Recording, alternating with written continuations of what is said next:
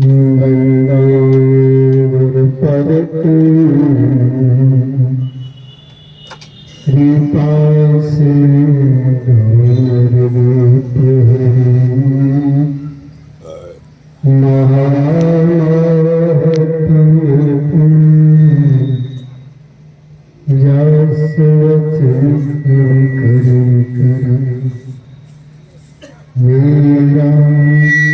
कुछ जो कुछ सब तेरे, तेरा तुझे को सौंप के क्या लागेगा। धन्य धन्य सद्गुरु सुखदा, महिमा कहीं न जाए। जो कुछ कहो तुम्हारी कृपा, मोटे कछु न सहे। अव्यक्त रूप में सर्वोच्च सिंहासन पर विराजमान सद्गुरु भगवान की पावन चरणों में अनंत बार प्रणाम। मंचस्थ सम्मान्य साधु समाज, मानव जीवन का सबसे श्रेष्ठ कार्य करने हेतु सत्संग में पधारे वे सज्जन वृंद, सत्संग प्रेमियों, माताओं तथा भक्तिशीला बहनों, सबों को मेरा सत्य सत्य नमन।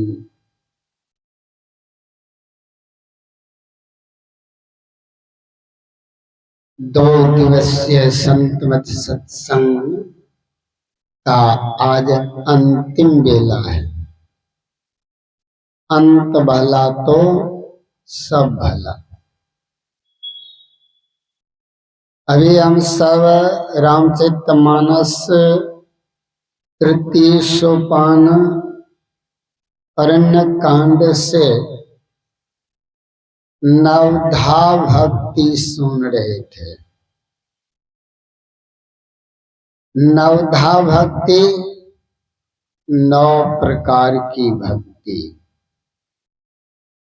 भक्ति किसे कहते हैं? जो भक्ति भोग से त्राण दिला दे, अर्थात जन्म और मृत्यु की चक्र से छुड़ावे, उसको भक्ति कहते हैं।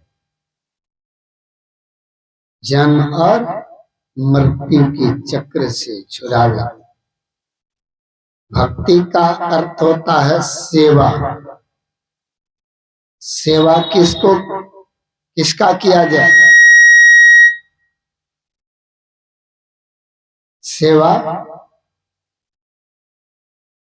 सेवा किसका किया जाए? आकर सेवा निर्बंध की पल में ले छुड़ाए। जो पल में काहे वादा कैसे करते हैं?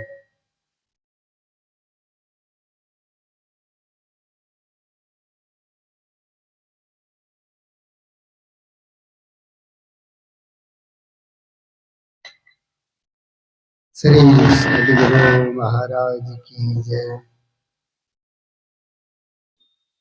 श्री सब काम आप ही कर लीजिएगा, ऑपरेटर तो रखते नहीं।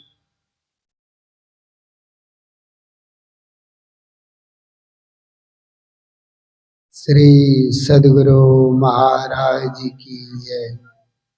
श्री सद्गुरु महाराज की जय। क्या कर रहे थे? कर सेवा निर्बंध की पल में ले छुड़ाए। जो बंधन में नहीं है, जो निर्बंध हो गए, बंधन मुक्त हो गए, शरीर संसार के बंधनों से जिन्होंने मुक्त हो गया, ऐसी की सेवा करने मात्र से हमारा भी बंधन समाप्त हो जाता है। क्योंकि जिसके पास जो बैठा रहता है वही का ज्ञान उनको होता है। इसीलिए भगवान श्री राम ने माता सबरी को 9 प्रकार की भक्ति कहे हैं। 9 प्रकार की। अब भक्ति 9 ही है।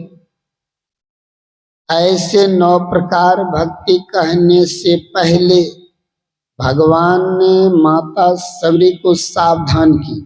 क्या कहा? सावधान सुनो, अधर्मन माही नवधाव भगते कहहु तो ही पाही। 9 प्रकार की भक्ति कहने से पहले का सावधान, सावधानी गई और दुर्घटना हुई। हम लोग अगर सावधानी से भजन नहीं करेंगे, पैर फिसल जाएगा, गिर जाएंगे। साहब के दरबार में लंबी पैर खजूर, चढ़े सो चाखन लागे, गिरे तो चकना।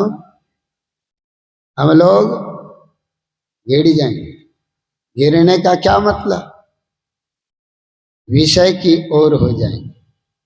बहिर्मुख होकर के भजन नहीं होता। इसलिए 9 प्रकार की भक्ति में प्रथम भक्ति क्या कहा? संतन कड़ी संगा। क्यों कहा? इसलिए कि संग का रंग लगता है। जैसे का संग करोगे वैसा ही रंग होगा। इसीलिए संतों का संग अगर जीव को हो जाता है तो पीप की प्राप्ति करा देता है। चोर का संगत हो जाए तब चोरी सिखा देगा। इसीलिए प्रथम भक्ति क्या कहा? संतन करी संगा। किसी देव के संग नहीं कहा, किसी औरों की संग नहीं कहा। जहां जाकर जीव की मुक्ति होती है वह संग साधु संग है। इसीलिए हम लोगों को प्रथम क्लास का जो है वह है संतों का संग। और दूसरी रति मम कथा प्रसंगा। संतों के संग में जब जाएंगे तो क्या होगा?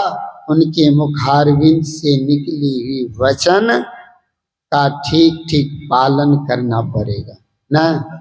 सुनेंगे, सुनेंगे तब तो समझेंगे। गोस्वामी जी कहते हैं, सुनी समझहि जन मुदित मन, मज्जहि अति अनुराग, अल्लाह ही चारि फल अछत तनु, साधु समाज प्रियाग। साधु समाज में अगर आप जाते हैं, उनका संग करते हैं तो क्या होगा? सुनने को मिलेगा सत्संग, जिससे जीव का उद्धार होता। इसीलिए दूसरी रति मम कथा प्रसंगा। कथा का अर्थ होता है सत्संग। कथा माने सत्संग। लोग कहते हैं ये भागवत कथा है, राम कथा है, देवी कथा है, आदि आदि। कथा का अर्थ होता है सत्संग। और सत्संग का अर्थ होता है क्या? सत्य सोई जो बिन से। जो सत्य है वह ब्रह्म है, उनका संग ही सत्संग है। ब्रह्म से कौन मिलाएगा? जीव और पीव को एक संत सदगुरु करते हैं। इसीलिए संत सदगुरु का संग ही पहला भक्ति है। इसीलिए हम भक्ति करेंगे। भक्ति का अर्थ यही सेवा है। ऐसे निर्बंध कौन है? वे ब्रह्म परमात्मा ईश्वर स्वरूप संत सदगुरु हैं। इसलिए उनका ही संग करना चाहिए। तीसरी भक्ति अमान, उनके संग में अमान हो करके। चौथी भक्ति मम गुणगन करई कपट तजिगा। कोई कपट नहीं होना चाहिए। अब पांचवी भक्ति है मंत्र जाप। मंत्र का अर्थ क्या होता है? मन की त्राण को जो मिटावे उसे मंत्र कहते हैं।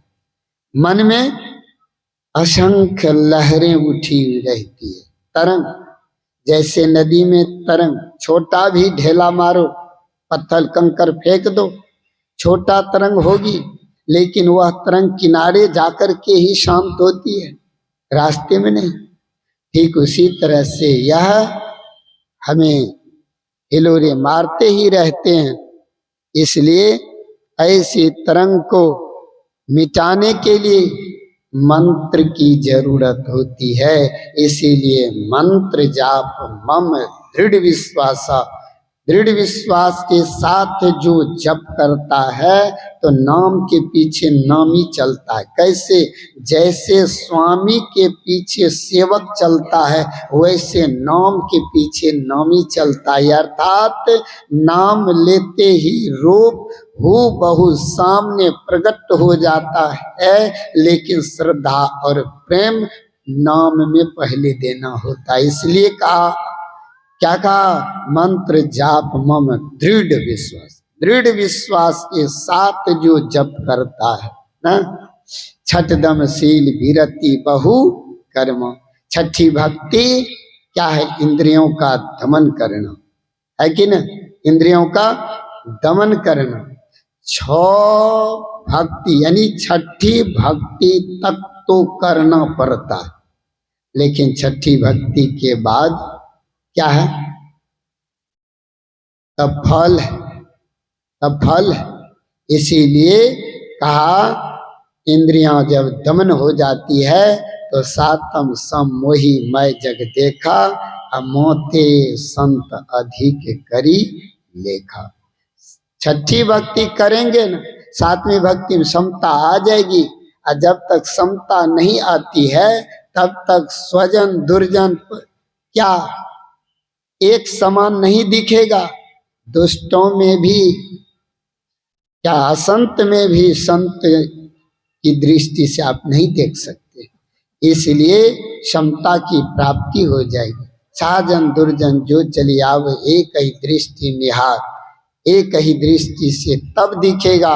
और जब तक ऐसी स्थिति साधकों को नहीं आ जाता है तब तक भिन्नता रहती है, तब तक वे भिन्न भिन्न रूप से देखते रहते हैं। आठम जथा लाभ संतोषा, सपने नहीं देखे पर दोषा। स्वप्न में भी किसी की दोष आपको दिखने को नहीं मिलेगा, लेकिन जब तक इंद्रियां दमन नहीं होती है तब तक दोष ही दोष दिखाई देते रहते हैं। समझिए, दोष ही दोष दिखाई देते, गुण तब दिखता कहाँ। इसलिए नमम सरल सन छलहीना, मम भरोसे हरस न देना। नव मह एक जिनके होई, नारी पुरुष चराचर। 9 प्रकार की भक्ति में से एक प्रकार की भक्ति भी किसी में हो, चाहे वह नारी हो अथवा पुरुष, लेकिन वे बड़े ही भाग्यवान है। अब भगवान इतना बात हम लोगों को समझा दिए, तो पर भी किन किन के संग करते रहते हैं। जिन संग से मेरा उद्धार नहीं होता उन्हीं के संग जा करके करते रहते हैं। मझधार में पड़ते रहते, गिरते हैं, दुख होता रहता है। इसलिए हम लोगों का संग संतों का होना चाहिए। आज अंतिम समय है, इसीलिए मैं विशेष आप लोगों को नहीं सुनाऊंगा। विशेष आज बाबा के ही मुखारबिंद से सुनेंगे। हाँ, और कार्यक्रम भी होगा, मल्यार्पण होगी जी, अभिनंदन वगैरह हो।